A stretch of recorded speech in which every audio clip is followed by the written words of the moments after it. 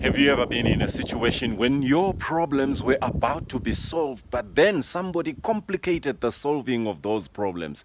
Have you ever been in a situation when you were about to get that niche to really get to close to the realization of that dream, but then somebody came and hashed the way?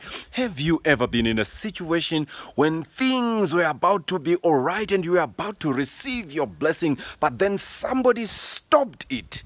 Have you ever been in that situation when that very vessel that was coming with the blessings was kicked away by somebody that's close to you? And I'm saying to you, yes, that situation may come, but keep fighting, keep moving. Don't be stopped by those who envy your blessings. Your success may be a thorn to them, but you are still a child of God. Be blessed.